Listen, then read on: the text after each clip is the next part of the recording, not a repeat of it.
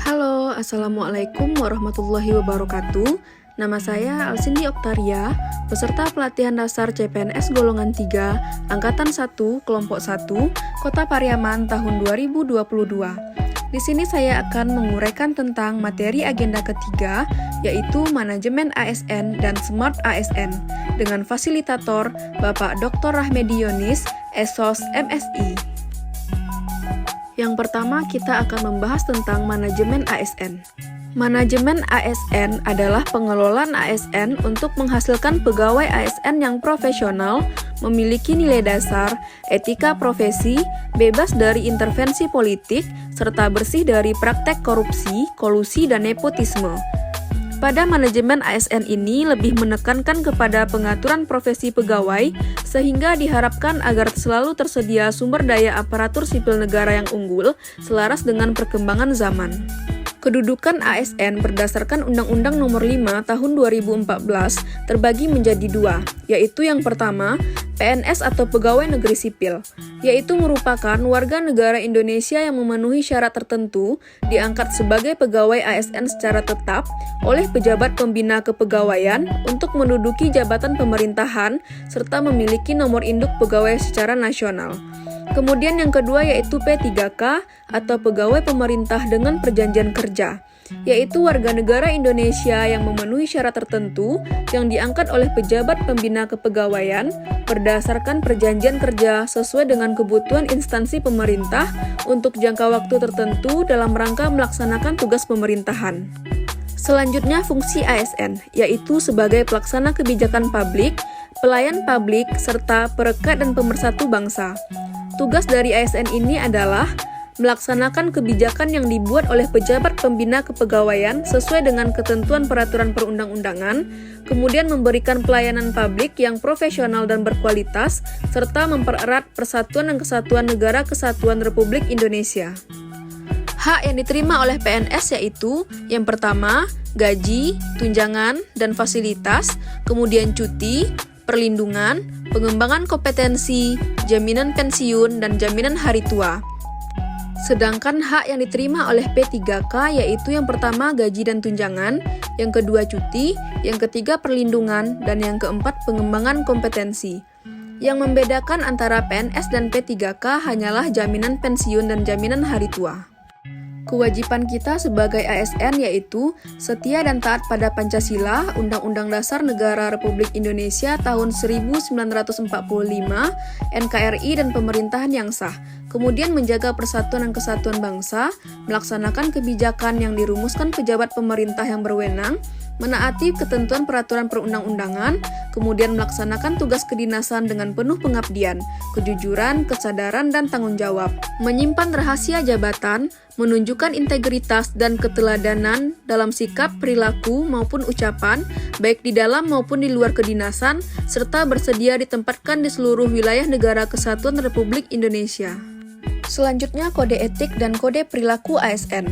Yang pertama, melaksanakan tugasnya dengan jujur, bertanggung jawab, dan berintegritas tinggi, serta menjaga persatuan dan kesatuan bangsa. Yang kedua, melaksanakan tugasnya dengan cermat dan disiplin. Yang ketiga, melayani dengan sikap hormat, sopan, dan tanpa tekanan. Yang keempat, melaksanakan tugasnya sesuai dengan ketentuan peraturan perundang-undangan. Yang kelima, melaksanakan tugasnya sesuai dengan perintah atasan atau pejabat yang berwenang. Yang keenam, yaitu menjaga kerahasiaan yang menyangkut kebijakan negara. Yang ketujuh, menggunakan kekayaan dan barang milik negara secara bertanggung jawab, efektif, dan efisien. Yang kedelapan, menjaga agar tidak terjadi konflik kepentingan dalam melaksanakan tugasnya. Yang kesembilan, memberikan informasi secara benar dan tidak menyesatkan kepada pihak lain yang memerlukan informasi terkait kepentingan kedinasan. Yang kesepuluh, tidak menyalahgunakan informasi internal negara, tugas, status, kekuasaan, dan jabatan untuk mendapatkan atau mencari keuntungan untuk diri sendiri ataupun untuk orang lain. Dan yang ke-11, memegang teguh nilai dasar ASN dan selalu menjaga reputasi dan integritas ASN. Dan yang terakhir, melaksanakan ketentuan peraturan perundang-undangan mengenai disiplin pegawai ASN. Dalam menjalankan manajemen ASN, maka dibutuhkan yang namanya sistem merit. Dalam Undang-Undang Nomor 5 Tahun 2014, sistem merit didefinisikan sebagai kebijakan dan manajemen ASN yang berdasarkan pada kualifikasi, kompetensi, dan kinerja yang diberlakukan secara adil dan wajar dengan tanpa diskriminasi. Jaminan sistem merit dalam monitoring, penilaian dan pengembangan yaitu yang pertama, pangkat dan jabatan, yang kedua untuk pengembangan karir, yang ketiga untuk mutasi pegawai, dan yang keempat untuk penilaian kinerja. Mekanisme manajemen ASN diatur dalam Undang-Undang Nomor 5 Tahun 2014 tentang aparatur sipil negara. Yang pertama yaitu manajemen PNS yang diatur mulai dari pasal 55 Undang-Undang ASN. Yaitu 1. Penyusunan dan penetapan kebutuhan. Setiap instansi pemerintah wajib menyusun kebutuhan jumlah dan jenis jabatan PNS berdasarkan analisis jabatan dan analisis beban kerja yang dilakukan dalam jangka waktu 5 tahun dengan rincian per 1 tahun. Kemudian yang kedua yaitu pengadaan PNS. Yang ketiga yaitu pangkat dan jabatan. Pengangkatan PNS dalam jabatan tertentu ditentukan berdasarkan perbandingan objektif antara kompetensi, kualifikasi, dan persyaratan yang dibutuhkan. Yang keempat yaitu pengembangan karir dan pola karir. Yang kelima yaitu promosi. Yang keenam yaitu mutasi. Yang ketujuh, penilaian kinerja PNS, yaitu dengan memperhatikan target, capaian, hasil, dan manfaat yang dicapai serta perilaku PNS. Yang kedelapan yaitu penggajian dan tunjangan. Yang kesembilan yaitu penghargaan. PNS yang telah menunjukkan kesetiaan, pengabdian, kecakapan, kejujuran, kedisiplinan, dan prestasi kerja dalam melaksanakan tugasnya dapat diberikan penghargaan berupa yang pertama, tanda kehormatan, kenaikan pangkat istimewa, kesempatan prioritas untuk pengembangan kompetensi, dan kesempatan menghadiri acara resmi atau acara kenegaraan. Yang ke-10 yaitu jaminan pensiun dan jaminan hari tua. Usia pensiun PNS yaitu 58 tahun bagi pejabat administrasi, 60 tahun bagi pejabat pimpinan tinggi, serta sesuai dengan ketentuan peraturan perundang-undangan bagi pejabat fungsional. Yang ke-11 yaitu disiplin. Yang ke-12 yaitu perlindungan. Kemudian selanjutnya yaitu manajemen P3K yang meliputi yang pertama, penetapan kebutuhan, yang kedua, pengadaan, yang ketiga, penilaian kinerja, yang keempat, penggajian dan pengembangan kompetensi, yang kelima, pemberian penghargaan, yang keenam, disiplin, yang ketujuh, pemutusan hubungan perjanjian kerja, dan yang kedelapan, perlindungan. Materi yang kedua yaitu tentang Smart ASN. Berdasarkan arahan Presiden pada poin pembangunan SDM dan persiapan kebutuhan SDM talenta digital, literasi digital berfungsi untuk meningkatkan kemampuan kognitif sumber daya manusia di Indonesia agar keterampilannya tidak sebatas mengoperasikan gawai. Apa itu literasi digital? Literasi digital menurut UNESCO yaitu kemampuan untuk mengakses, mengelola, memahami, mengintegrasikan, mengkomunikasikan, mengevaluasi, dan menciptakan informasi secara aman dan tepat melalui teknologi digital untuk pekerjaan yang layak, dan kewirausahaan. Pemerintah akan mewujudkan Indonesia Digital Nation yang bermartabat, berkeadilan, dan berdaya saing, di mana dari semua aspek baik pemerintahan, masyarakat, maupun ekonomi akan dibuat secara digital. Kemudian ada 4 kerangka kurikulum literasi digital yang harus kita miliki. Yang pertama yaitu digital skill, adalah kemampuan untuk mengetahui, memahami, dan menggunakan perangkat keras dan piranti lunak, teknologi informasi dan komunikasi, serta sistem operasi digital dalam kehidupan sehari-hari. Yang kedua yaitu digital culture, adalah kemampuan membaca, menguraikan, membiasakan, memeriksa, dan membangun wawasan kebangsaan, nilai Pancasila dan Bhinneka Tunggal Ika dalam keseharian, dan digitalisasi kebudayaan melalui pemanfaatan teknologi informasi dan komunikasi. Yang ketiga yaitu digital etik, adalah kemampuan untuk menyadari, mencontohkan, menyesuaikan diri, merasionalkan, mempertimbangkan, dan mengembangkan tata kelola etika digital dalam kehidupan sehari-hari. Yang keempat yaitu digital safety, adalah kemampuan untuk mengenali, mempolakan, menerapkan, menganalisis, menimbang, dan meningkatkan kesadaran perlindungan data pribadi dan keamanan digital dalam kehidupan sehari-hari. Selanjutnya yaitu etika berinternet atau netiquette. Etika merupakan sistem nilai dan norma moral yang menjadi pegangan bagi seseorang atau sekelompok orang dalam mengatur tingkah lakunya. Sedangkan etiket didefinisikan sebagai tata cara individu berinteraksi dengan individu lain atau dalam masyarakat.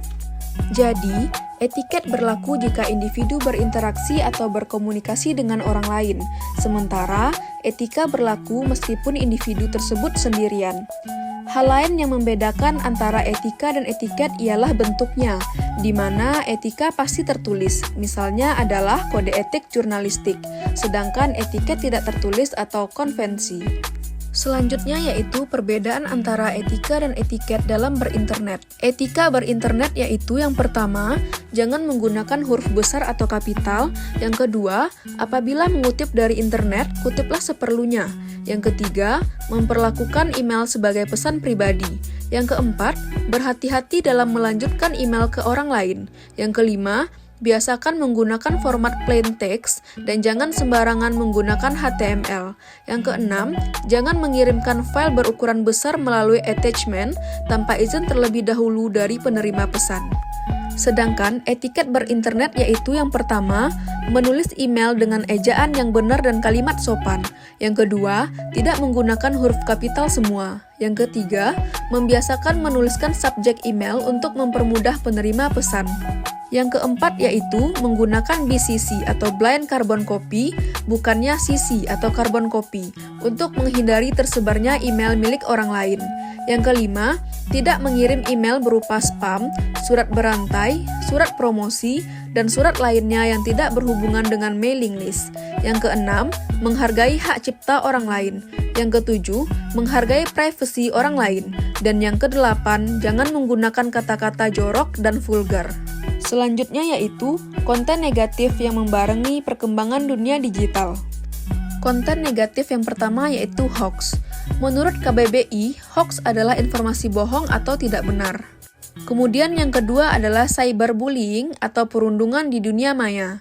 Merupakan tindakan agresif dari seseorang atau sekelompok orang terhadap orang lain yang lebih lemah, baik secara fisik maupun mental dengan menggunakan media digital. Bentuk-bentuk dari cyberbullying ini yaitu yang pertama adalah doxing, yaitu membagikan data personal seseorang ke dunia maya. Yang kedua yaitu cyberstalking, yaitu mengintip dan memata-matai seseorang di dunia maya. Dan yang ketiga yaitu revenge porn, yaitu membalas dendam melalui penyebaran foto atau video vulgar seseorang. Konten negatif yang ketiga yaitu hate speech, atau ujaran kebencian, yaitu ungkapan atau ekspresi yang menganjurkan ajakan untuk mendiskreditkan, menyakiti seseorang atau sekelompok orang dengan tujuan membangkitkan permusuhan, kekerasan, dan diskriminasi kepada orang atau kelompok tersebut. Yang keempat yaitu catfishing, yang memiliki arti sebagai seseorang yang menggunakan profil personal palsu pada SNS atau social networking service untuk melakukan kecurangan atau melakukan penipuan. Selanjutnya yaitu hak dan kewajiban dalam dunia digital.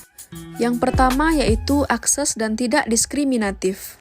Yang kedua yaitu kebebasan berekspresi dan mendapatkan informasi. Yang ketiga yaitu kebebasan berkumpul, berkelompok, dan partisipasi. Yang keempat yaitu perlindungan privasi dan data. Yang kelima yaitu pendidikan dan literasi. Yang keenam yaitu perlindungan terhadap anak. Dan yang terakhir yaitu hak mendapatkan pertolongan terhadap pelanggaran hak asasi. Sekian pemaparan singkat dari saya. Terima kasih. Wassalamualaikum warahmatullahi wabarakatuh.